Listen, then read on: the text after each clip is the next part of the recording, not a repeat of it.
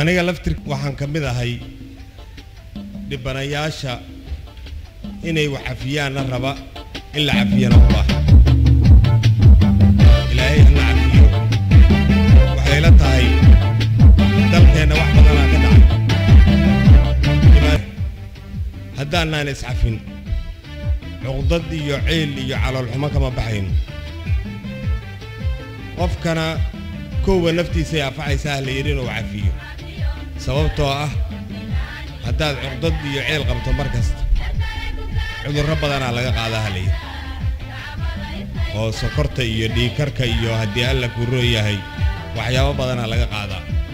oo inta ka sii badan marka koowa cafisku qofka naftiisa uu dan u yahay maadaama caafimaadkiisu ku jiro marka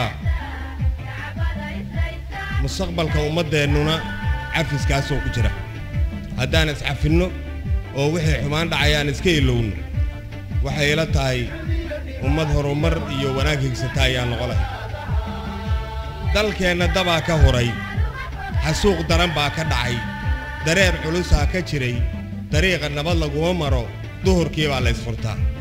waxa doorsoomay dhaqan garaadkii baa dam yiri xishoodkii baa ka degay dulmigu waa kor iyo hoos damtii iyo diririgtii madaafiicdii darayd intii aan mowdku dilin markay sii kala dideen qaar baa duur bahal ku cunay qaar baa dibadaha ku lumay qaar baa doon lagu raro badweyn lagu daadiyaa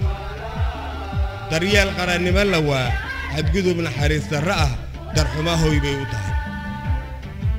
biri magaydaan la deyn dumarkii qiimaha lahaa qaar baa duhurkii kufsaday sharafkii hooyaa la dilay dumaashina lama xurmayn daryeel ubadkii ma helin duqiyo waayeel lalaa wadaad iyo sheekh daldale aqoon-yahankii la door intii darajada lahayd dalkeennu u aayelaa ayay dabar goynayaan kuwaan diirnaxa lahayn hubkaa la dugaashadaa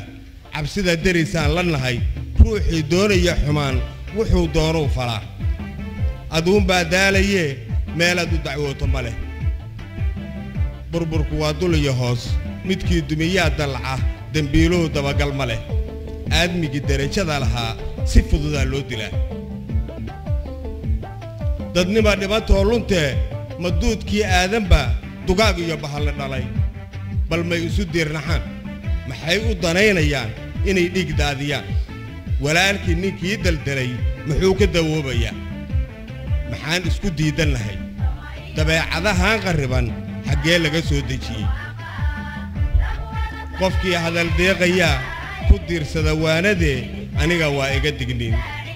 intaynu dayaysan lahay dariiqa ka leexsan lahay xumaanta u duuban lahay samaanta ka durugsan lahay dubaaqa waxaan ku jirin dibnuhu ku hadaaqayaan damiir laawiyo manaxe udire iyo hooyo dile umuladox moora duug bulshadu daba taagan tahay umuladox moora duug bulshadu daba taagan tahay dawada lama gaaraye iscafiya dadweyne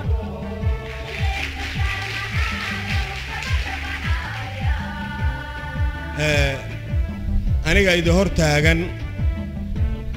muddo aan filayo inay tahay 2011kii aniga curadkayga ayaa la dilay ninkii dilay magaaladu joogaa way saragnaa markaas asoo wuxuu aaminsan yahay inaan aqoon markuu arko wajiga uga dadba aniga laftirkayguna markaa arko waan naxaa aniga curadkaygii oo Cabdirasaaq Ismaan Cabdullaahi la yiraa oo ciidanka booliska ka tirsanaay oo saldhiga hodan oo beriga lambar 4 ku yeelay ka tirsanaay waxaa dilay hoteelka ka soo horjeeda ee Naasaablood nin ka tirsanaa ilaaladiis magaciisa hadda ma sheegayo laakiin hortiina ka ballan qaadaya inaan diyaar u ahay inaan cafiyo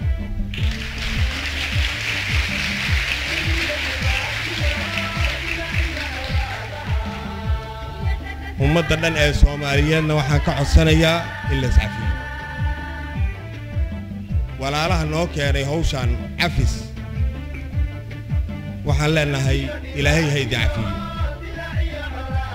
وهالكي ummadda Soomaaliyeed ay ka jiraneed waa boogtii la rabay in la taabto waa arintii la rabay in lagu dhiirigeliyo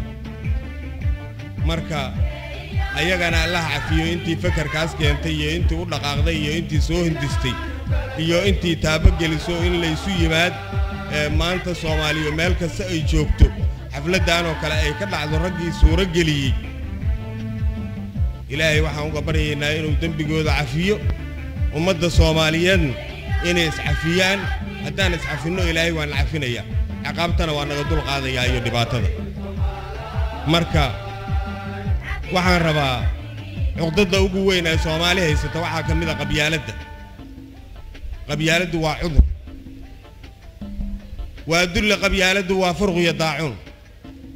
waa cadow difaaciyo dugsi aad ka dhigato ka doo xamaatada waa nacab dadnimadii iyo sharafta kala dirin oo ummadaada kugu dira dan gumaysileeyo waa dariiqa loo maro ummadii la dumi rabo waa kaan kala duqowdiyo jahli deegta loo suran